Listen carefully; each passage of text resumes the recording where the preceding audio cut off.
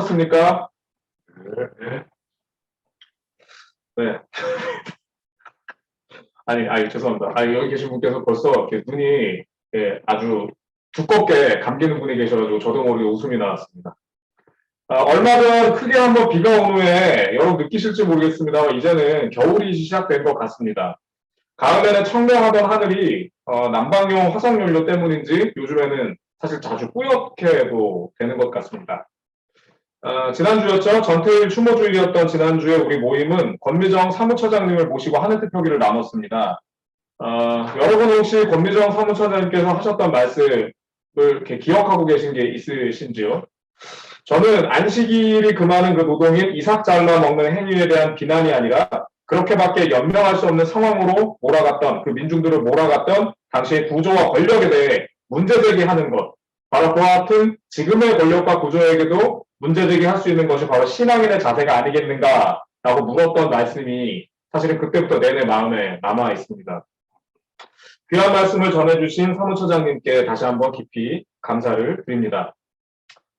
저희 집이죠. A하우스 앞 저희 집 앞 가로수의 단풍이 지난 비가 온 다음에 이제는 몽땅 다 떨어져서 나무가 그냥 이렇게 앙상하게 남아 있어요.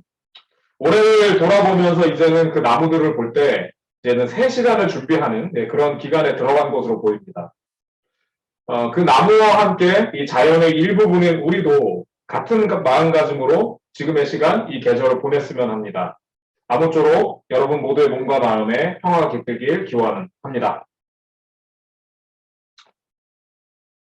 지난 화요일 저는 을지오비베어의 최수영 사장님 그리고 몇 명의 활동가들과 함께 김포의 한 물품 보관소에 갔었습니다.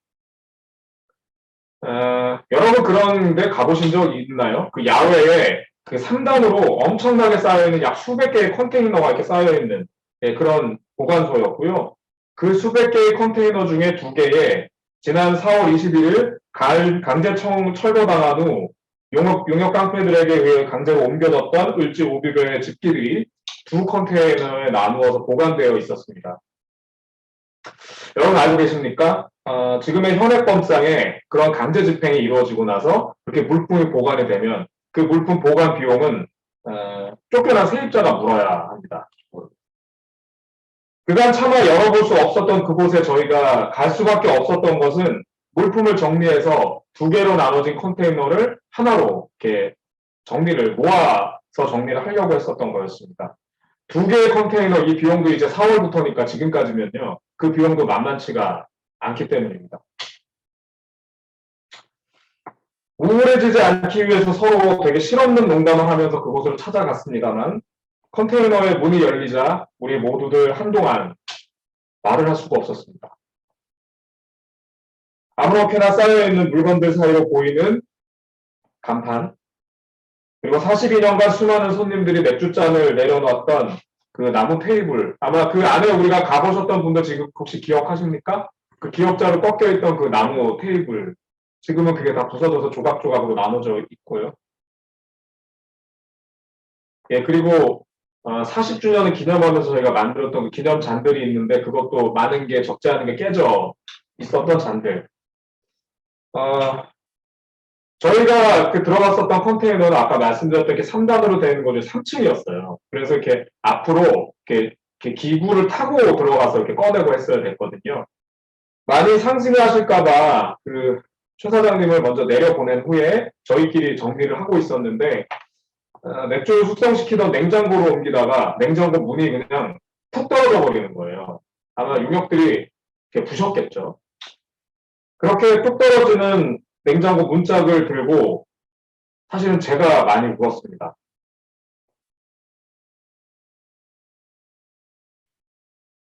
아침 일찍부터 오후 4시 가까이 그 컨테이너 안에 쌓여있는 그 상한 식재료들을 버리고 그리고 야장 테이블과 부서진 냉장 장비들은 유통회사 트럭에 실어 보내는 동안 지게차로 짐을 날랐던 그 물품 보관소 사장으로부터 그곳에 수많은 컨테이너 상당수가 실은 이런 그 강제 집행 물품이라고 그리고 또 이렇게 오시는 분들을 그래서 볼 때마다 자기도 사실은 이런 걸로 장사하지만 마음이 좋지 않다라는 이야기를 들었습니다. 자본 앞에서 평생 일궈온 삶의 터전을 송두리째 빼앗기고 쫓겨나는 세입자, 그리고 돈벌이를 위해서 무자비한 폭력을 행사해야 하는 용역, 그리고 그 물품을 받아서 먹고 살아야 하는 보관소. 저는 거대한 사회적 비극의 사슬이다라는 생각이 들었습니다. 또 장벽처럼 사방을 둘러싼 그 컨테이너들 앞에서 떠오르는 뭐랄까요, 절망이라는 단어를 머릿속에서 애써 지우려고 노력을 해야 했습니다. 동시에 한없이 그 강고해 보이는 그 철벽으로 나뉜 하늘을 보며 저도 모르게 나직히 외치게 됐습니다.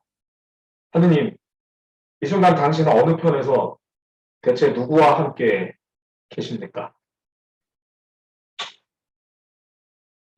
오늘 우리가 함께 읽은 성서 중 신명기 본문은 창세기로부터 신명기 혹은 그 다음에 이어지는 여호수아에 이르는 그 대서사시, 그 중에 가장 유명한 구절 중 하나일 겁니다. 여러분 아마 그 젖과 꿀이 흐르는 땅이라는 이 표현은 성서를 한 번도 들춰보지 않은 사람들도 다 아는 수사적 표현일 겁니다. 일찍이 펀나트라고 하는 성서학자는 창세기에서 여호수아서까지 이르는 이 기록이 모두 이 짧은 기록, 아까 여러분 기억나십니까? 우리는 떠도는 아람 사람이었습니다. 그런데 우리를 하느님께서 돌보셔서 강대한 사람들이 되었습니다. 라고 하는 그 짧은 구절에서부터 창세기부터 여호수아까지 이르는 그 긴 이야기가 다 만들어졌다. 라고 말하기도 했습니다. 여러분 그 옛날 이 얘기를 하면 제가 갑자기 옛날 사람이 되는 겁니다만 그 드라마 대장금 있잖아요. 그게 여러분 그 전체가 54편이었던 거 아십니까? 네, 근데 그 54편의 그 대장금은 실은 중종실록에 내 병은 여의사가 안다. 라고 하는 그 한 줄 문장을 보고 이 54회 장장 거대한 드라마가 만들어졌던 것이죠. 마찬가지로 우리는 떠도는 아람 사람이었다. 라고 했던 그 짧은 기록이 창세기로부터 여호수아서까지 이르는 거대한 이야기의 처음이었다. 이렇게 평가했던 것입니다. 야훼가 비옥한 기업을 주시고 그리고 그 따르는 일을 매우 강대하게 만들었다. 이 본문에 대해서 다수의 한국 교회는 현장에서는 대개 그 신의 기적과도 같은 축복, 그리고 정복과 강대함 등에 온 관심을 집중합니다. 예, 그래서 예수 믿으면 그렇게 성공하고 큰 복을 받고 어쩌고저쩌고. 현대 이스라엘은 이것을 명분으로 팔레스타인인들에 대한 탄압과 학살을 아주 정당하다고 생각하며 자행하고 있기도 하죠. 우리 집회마다 여러분 그 성조기가 많이 나오는데요. 어느 순간부터 성조기와 함께 이스라엘 깃발이 많이 등장합니다. 아마도 이것은 그 폭력성과 호전성으로 다른 정치적 견해를 가진 사람들을 진멸해버리겠다. 이런 느낌을 가지는 그 다수 개신교인들의 의지가 반영된 것이 아닌가 굉장히 염려됩니다. 하지만 우리가 함께 읽은 본문은 이 휘황찬란한 이야기에 앞서 자신들의 처음을 매우 분명하게 말해줍니다. 우리는 떠돌이였고 그리고 한 줌도 되지 않을 만큼 작은 사람들이었으며 노예였다고 말입니다.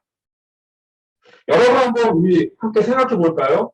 여러분이 한번 마음속으로 느껴보십시오. 여러분이 며칠을 쫄쫄 굶었어요. 여러분 배가 너무 고파요. 자, 그런 상태에서 앞에 밥 한 그릇하고 김치 한 조각을 줘요. 그것만 해도 굉장히 훌륭한 성찬, 달고 맛있는 밥이 될 겁니다. 그렇지 않을까요? 그런데 맛집만 찾아다닐 뿐 아니라 잘 얻어먹어놓고는 지엄하게 평가까지 하는 그 백종원 같은 사람들이 볼 때는 아마 그런 밥 한 공기 그리고 김치 한 조각은 밥상이라고 쳐주지도 않을 겁니다. 같은 의미에서 이 나라 저 나라를 전전하면서 노예살이 하던 떠돌이들에게는 돌짝밭 한 떼기 그리고 쓰러져가는 움막 한 채도 젖과 끓이 흐르는 땅이었다라고 말할 수 있을 겁니다. 나라를 잃고 끌려갔다가 돌아오는 사람들, 이 본문을 구성했을 것 같은 그 사람들의 경우에는 아마도 더욱 감격적이겠죠. 하지만 요즘에 한동안 그 언론에 많이 나오지 않았나요? 그 빈살만 사우디 왕세자, 돈이 셀 수 없을 정도로 많은 분 아닙니까? 이런 분이나 한국의 이재용 같은 사람들에게는 아마 이런 그 돌짝밭 이런 거에는 관심도 기울이지 않을 겁니다.